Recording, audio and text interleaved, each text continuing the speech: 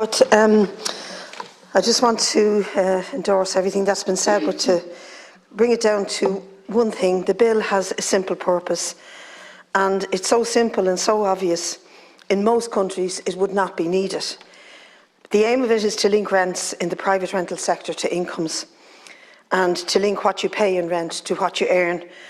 But instead, here we are so slavish in the devotion to the free market.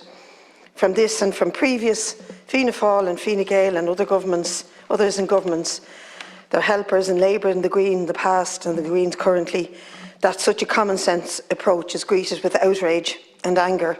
How dare we interfere with the market? How dare we interfere with private property rights is what we constantly hear. And when the landed gentry here, masquerading as representatives of ordinary people, cry foul over interference with private property, what they mean is they don't interfere with my right to profit from the misery of the housing crisis. What we see in Ireland is not a failure of the rental or housing market. We see exactly how a market works when the state abdicates its responsibility. The market will extract whatever it can from people, even for the provision of the most basic human need, a roof over your head. In the 1980s, a Fianna Fáil landlord took a court case, and apparently it's been written in stone since that you cannot interfere with rent or the market. People seem to forget that the Constitution also talks about the public good and that property rights are not unlimited. We need to realise that the public good means having a housing market that delivers housing for all and a rental market that sees rents have a connection to people's actual income and earnings. Even the limited rent pressure zones, when introduced with trepidation by Fine Gael, as if they were breaking some god or sacred god of the market. And we know that the rent pressure zones haven't worked.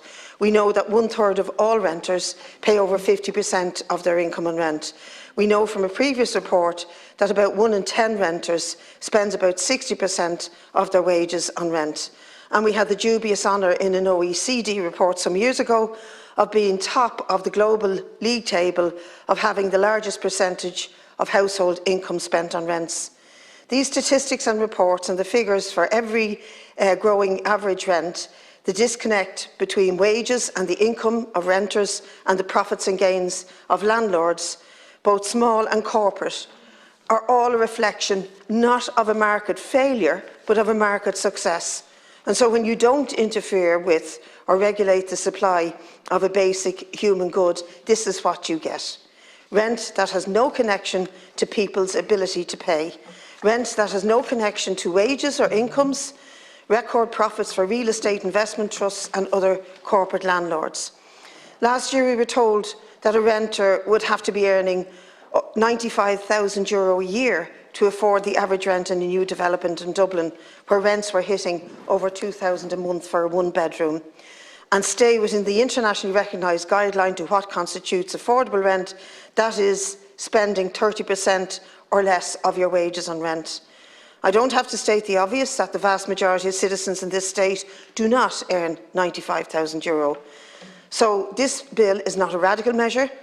It's not a revolutionary measure. It's not the start of a mad campaign to take private property rights away from anyone.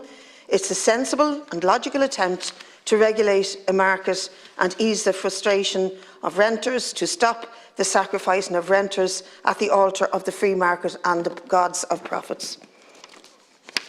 I want to answer a question posed recently by another TD in this House.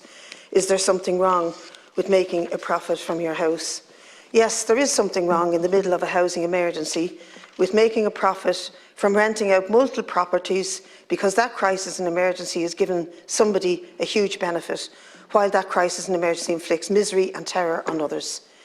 It's immoral to profit on the back of historic housing crisis. It's not normal, nor does it mean that you get to decide what rent you can extract from desperate people in need of a home.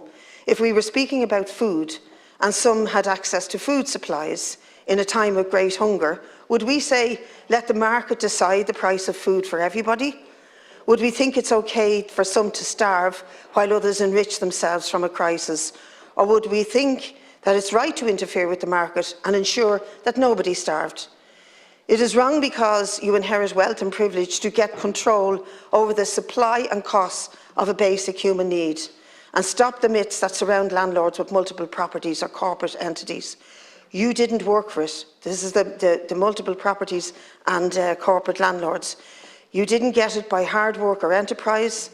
Most of it inherited, and the wealth and ability to accumulate properties. You didn't find a cure for cancer or reinvent the wheel. You were lucky, and you were privileged.